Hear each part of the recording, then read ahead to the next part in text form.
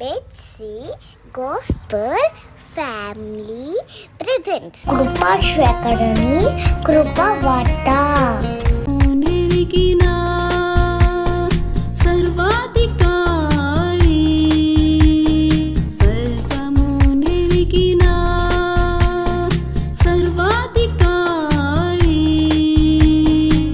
సకలము నీకు విదితము యేసు స్వామి,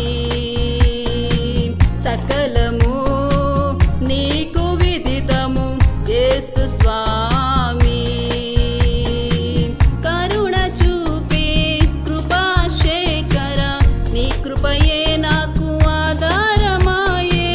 కరుణ చూపే కృపాశేఖర, నీ కృపయే నాకు ఆధారమాయే. నీవే నా దుర్గము, నీవే నా శైలము, నీవే నా శృంగము, నీవే నా ధైర్యము.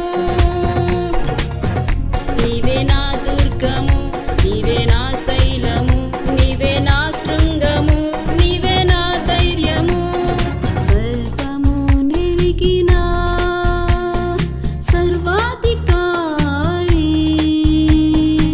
సకలము నీకు విదితము యేసు స్వామి, సకలము నీకు విదితము యేసు స్వామి.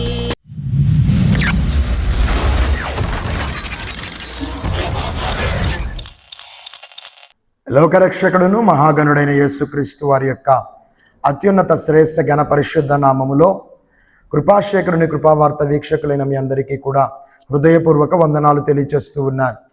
గడిచిన దినముల నుండి మనము ధ్యానం చేస్తూ వస్తూ ఉన్న భాగములో నుండి మరి ఇంకొక మాటని ఈరోజు ధ్యానంలోనికి తీసుకుందాం. యెహోవా నీ గుడారములో అతిథిగా ఉండదగిన వాడెవడు? నీ పరిశుద్ధ పర్వతము మీద నివసింపదగిన వాడెవడు అన్న మాటను మనము ధ్యానం చేస్తూ వస్తూ ఉన్నాము. దానిలో మరి ఒక మాటగా కొనసాగింపుగా ఈరోజు 3వ వచనములోని భాగమును నేను మీ కొరకు చదువుతూ ఉన్నాను. తన చెలికానికి కీడు చెయ్యడు. ఆ నివాసించగలిగిన వాడు, ఆ నివాసము ఏర్పాటు చేసుకోగలిగిన వ్యక్తి ఎవరు? ఏమిటి అతని స్వభావము అనంటే, 4వదిగా మనం నేర్చుకోనగలుగుతున్న పాఠము, అతడు తన చెలికానికి కీడు చెయ్యడు. చెలికాడు, పొరుగువాడు, సహోదరుడు, తోటివాడు, అతడు ఎవరికి ఎన్నడగని ఎప్పుడగని కూడా కీడు తలపెట్టేవాడు కానే కాదు, కానీ తన పొరుగువానికి మేలు చేయువాడై ఉన్నాడు. అటువంటి వాడు దేవుని రాజ్యములోను దేవుని మందిరములోను దేవుడు తన కొరకు ఏర్పాటు చేసిన నిత్య నివాసము ఏర్పాటు చేసుకోనగలిగిన యోగ్యుడిగా ఉంటుంటున్నాడు అన్న విషయాన్ని భక్తుడు తెలియచేస్తూ ఉన్నాడు. ప్రియులరా, మన పొరుగువాని పట్లగా మనం ఎలా ఉండాలో ప్రభు అయిన యేసుక్రీస్తు వారు జీవించి ఉన్న దినములలో 2వ మాటగా తెలియజేసిన వారై ఉన్నారు. నిన్ను వలె నీ పొరుగువాడిని ప్రేమించాలి అన్న విషయాన్ని ఆయన స్పష్టం చేశారు. మన పొరుగువానితో మన ప్రవర్తన ఎలా ఉండాలో, మన పొరుగువానితో మన కాంక్ష, ఆశ, ఆలోచన ఎలాంటివి అయి ఉండాలో, వానితో మన సంబంధము ఎటువంటిది అయి ఉండాలో ఆయన తెలియచేసిన వారై ఉన్నారు. ఎలా తెలియచేశారు? నిన్ను నువ్వు ఎలా అయితే ప్రేమించుకుంటున్నావో నీ పొరుగువాణ్ణి నువ్వు అలా ప్రేమించే స్థాయిలో, స్థితిలో ఉండాలి అని దేవుడు కోరుకుంటున్నాడు. మేలుకరమైనవి మనము ఆశించిన రీతిగా, మేలుకరమైనవి మనం ఇచ్చుకోవడానికి ఇష్టపడుతున్న రీతిగా, మేలైన జీవితము, మేలైన విధానము, మేలైన స్థానము మనకు కల్పించుకోవాలని మనం ఆశపడుతున్న రీతిగా మన పొరుగువానికి కూడా మనము అదే దానిని ఆపాదించవలసిన వారమై ఉన్నాము. పౌలపోస్తలుడు రోమీ సంఘానికి రాస్తూ, రోమీలకు రాసిన పత్రిక 13వ అధ్యాయము 10వ వచనములో అంటూ ఉన్నాడు, ప్రేమ పొరుగువానికి కీడు చేయదు. ప్రేమ పొరుగువానికి కీడు చేయదు. ప్రియులరా, ఈరోజు నువ్వు ఏమి తలంచుతున్నావో ఒక్కసారి ఆలోచించు. నిజముగా నువ్వు నీ పొరుగువాడిని ప్రేమించిన వాడివి అయితే నువ్వు చేస్తున్న వ్యాపారములోనో, నువ్వు చేస్తున్న ఉద్యోగములోనో, నువ్వు జరిగిస్తూ ఉన్న సేవా కార్యక్రమములోనో ఎదుటివానికి కీడు జరగాలని, ఎదుటివానికి నష్టము జరగాలని, ఎదుటివాడు నీ నుండి నీకంటే తక్కువగా ఉండాలి అని నువ్వు కోరుకునేవాడివై ఉండకూడదు కదా. ఏది చేసినా నువ్వు బాగుపడాలనుకుంటావు, నువ్వు ఉన్నతుడిగా ఉండాలనుకుంటావు, నీ పక్కవాడు నీకంటే తక్కువగా ఉండాలని వీలైనంత ఎక్కువగా మోసగించడానికి ప్రయత్నం చేస్తావు. అందుకనే ప్రసంగి అంటాడు, అమ్మేవాడు ఎప్పుడు మంచిది మంచిది మంచిది అని చెబుతాడు, కొనేవాడు జబ్బుది జబ్బుది జబ్బుది అని అంటాడు. ఇద్దరూ మర్చిపోతున్న విషయం ఏంటంటే, వారు ఇతరులను వారి వలె ప్రేమించిన వారైతే గనక ఇటు స్థితి స్థాయి మనలో ఉండదు కదా. తెల్లారి లెగిస్తావు, ఈరోజే నువ్వు మార్కెట్కి వెళ్ళొచ్చావేమో, లేదా మార్కెట్కి వెళుతున్నావేమో, నీకు లాభము కలగాలని నీ తోటి సహోదరుని నువ్వు మోసం చేస్తున్నావు, కీడు చేస్తున్నావు. మనకు పనికిరానిది, మనకు వ్యర్థమైన దానిని మంచిదని చెప్పి ఇతరులకు అంటగట్టడే ప్రయత్నాలు చేస్తూ ఉంటాం మనం. ఇది పాడైపోయిందని తెలుసు, ఇది ఇబ్బంది పెడుతుందని తెలుసు, అయినా మంచిది అని చెప్పి అమ్ముతూ ఉంటావు. మరి ఇది మోసం కాదా? అదే ఎవరైనా నీకు చేస్తూ నువ్వు బాధపడుతున్నావే, అలాగే నీ తోటి వానికి నువ్వు చేసినప్పుడు వాడు కూడా బాధపడతాడు కదా. మరి ఎక్కడ నీలో వాక్యము నెరవేర్పులో కనబడుతూ ఉంది? నీ బ్రతుకులో నీ పొరుగువాని పట్ల నువ్వు ప్రేమను ఎక్కడ చూపించగలుగుతున్నావు? వాక్యము నిజముగా నీలో నివాసము చేస్తూ ఉంటే నీ పొరుగువాడిని నువ్వు ప్రేమించాలి కదా. ఇంకొక మాట చూద్దాం, చూడండి. రోమీయులకు రాసిన పత్రిక 15వ అధ్యాయంలో 1వ వచనములో అంటాడు, కాగా బలవంతులమైన మనము మనలను మనమే సంతోషపరుచుకొనక బలహీనుల దౌర్బల్యములను భరించుటకు బద్ధులమై ఉన్నాము. నిన్ను బలవంతుడిగా దేవుడు చేశాడండి. నీ స్థాయిని, నీ స్థానమును నీకు గొప్పగా దేవుడు కల్పించిన వాడై ఉన్నాడు. దాన్ని బట్టి నువ్వు హృదయమునందు నువ్వు మదించడము బట్టి కాదు. ఎవరైతే నీకంటే అండర్ రేటెడ్గా ఉన్నారో, నీకంటే కొరతలో ఉన్నారో, కొదువలో ఉన్నారో, నీకంటే దౌర్బల్యమును అనుభవిస్తూ ఉన్నారో వారి వైపు నువ్వు చూడాలి అని దేవుడు ఆశపడుతున్నాడు. అదే మాటను మనం చదువుతూ ఉన్నాం. కాగా బలవంతులమైన మనము మనలను మనమే సంతోషపరుచుకొనక, మనం ఏం చేయాలి? బలహీనుల దౌర్బల్యములను భరించుటకు బద్ధులమై ఉన్నాం, తన పొరుగువానికి క్షేమాభివృద్ధి కలుగునట్లు మనలో ప్రతివాడును మేలైన దాని యందు అతనిని సంతోషపరచవలను. నీ పొరుగువానిలో కొరతలు కనిపించినప్పుడు ఆ మేలైన దానిని అతనికి జరిగించడానికి నీవు నీ యొద్ద ఉన్న వాటిలో నుండి నువ్వు అతనిని ఆదుకొనవలసిన వానివై ఉన్నావు, అతనికి క్షేమాభివృద్ధి కలుగజేయవలసిన వానివై ఉన్నావు. ఉదాహరణకు నువ్వే ఒక తప్పు చేసావనుకో, నీ తప్పుని ఎదుటివారు చూపించాలని కోరుకుంటావు, కానీ ఆ తప్పును బట్టి నిన్ను కించపరచాలని నువ్వెన్నడూ కోరుకోవు కదా. పైపెచ్చి అంటావు, నా తప్పేదో నాకు చెప్తే నేనే సవరణ చేసుకుంటాను కదా, ఇతరుల ముందు చెప్పవలసిన అవసరమేనా అంటావు. మరి నువ్వేం చేస్తున్నావు ఒక్కసారి ఆలోచించు. రెండో విషయముగా, నువ్వు ఆత్మీయ జ్ఞానముతో నింపబడ్డావేమో, బలవంతునిగా ఆత్మీయునిగా నువ్వు మార్చబడ్డావేమో. నీ సహోదరుడు అట్టి స్థాయిలో లేడేమో. అట్టి స్థాయిలో లేని నీ సహోదరుడు నీకు కనిపించినప్పుడు నీవు అతనికి కీడు చేయడం కాదు, కానీ మేలు చేయువాడివై ఉండాల్సిన వాడివై ఉన్నావు. మేలు చేయడం అంటే ఏంటండి? అతడు క్షేమాభివృద్ధి చెందడానికి ఏది అవసరముందో అది నువ్వు చేయగలగాలి. అతడు లోకమును జయించలేకపోతున్నాడా? పాపమును జయించలేకపోతున్నాడా? ఆ ప్రలోభములో పడిపోతున్నాడా? ఒక ప్రార్థనా పనునిగా, ఒక ఆత్మీయుడిగా నీలో ప్రార్థనా బలం ఉంది కదా, ఆత్మశక్తి ఉంది కదా, నువ్వు అతని కంటే బలాఢ్యుడిగా ఉన్నావు కదా, అతన్ని కూర్చోబెట్టి మేలు చేయువాడిని ఉద్దేశము కలిగిన వాడివైతే అతనితో కొద్ది నిమిషాలు ప్రార్థన చేయొచ్చు కదా, అతనితో కొద్ది నిమిషాలు దేవుని మాటలు సంభాషించవచ్చు కదా. ఇలా చేస్తున్నామా మనము?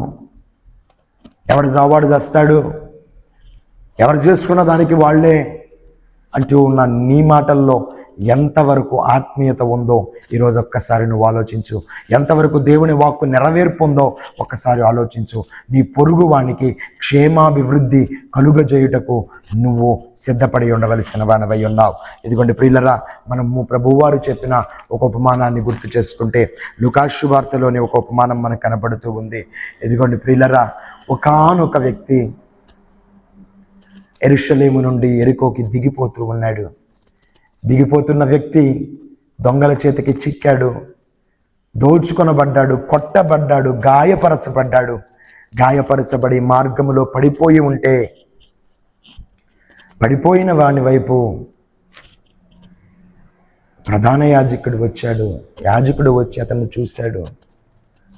అతనికి ఉన్న క్రమాలు గుర్తొచ్చినాయి. క్రమాన్ని పట్టుకొని వెళ్ళిపోయాడు. ఈనాడు చాలామంది క్రమాలకు విలువిస్తున్నారు, కానీ క్రీస్తుని యొక్క మాటకు విలువివ్వలేని బ్రతుకులో బ్రతుకుతున్నారు. క్రమంకు ప్రాధాన్యత ఇస్తున్నారు, క్రీస్తుకు ప్రాధాన్యత కోల్పోతున్నారు. నీ కళ్ళ ముందు ఒకడు బాధపడుతూ ఉన్నాడు, నీ కళ్ళ ముందు ఒకడు కష్టాన్ని అనుభవిస్తూ ఉన్నాడు.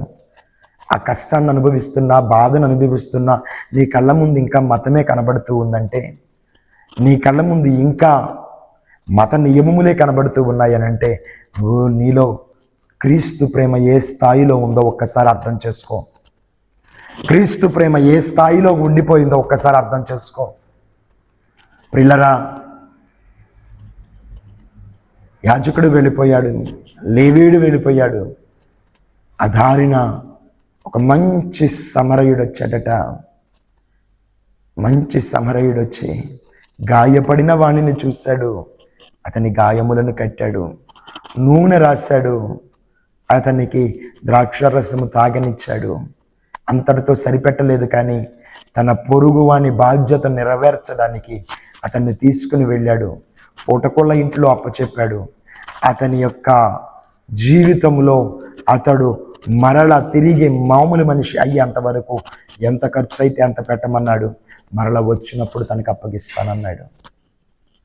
ఈ ఉపమానంలో నుండి ఒక పాఠాన్ని నువ్వు కూడా నేర్చుకోవచ్చు కదా. ఈరోజు నీ కళ్ళ ఎదురుగా ఆత్మీయంగా చెడిపోయిన నీ సహోదరుడు నీకు కనబడితే అతనికి కీడు జరుగుతుందని నువ్వు వదిలిపెట్టడం కాకుండా నీలో నిజముగా నా దేవుని యొక్క ఆత్మ పనిచేస్తూ ఉన్నట్లయితే అతని ఆత్మీయ దౌర్భాగ్యాన్ని చూసి, అతని ఆత్మీయ దుర్లభ స్థితిని చూసి నువ్వు జాలిపడగలగాలి. అతడు ఏ విషయాల్లో అయితే దోచుకొనబడ్డాడో, ఏ విషయాల్లో అయితే గాయపడ్డాడో, ఆ గాయపడిన వాటి దగ్గర ప్రార్థనతో కూడిన నీ ప్రార్థన, ఆ యొక్క ప్రార్థనాత్మ అతని మీద పని చేయగలుగునట్లుగా నువ్వు ప్రయాసపడాలి. అతడు బలము పొందుకొనగలిగిన మధురమైన ద్రాక్ష రసమును నువ్వు అందించగలగాలి. వీలైతే అతడు బలపరచబడగలిగిన ఒక పూటకోళ్ళ ఇంటికి, దేవుని మందిరానికి అతన్ని నువ్వు అప్పగించగలగాలి.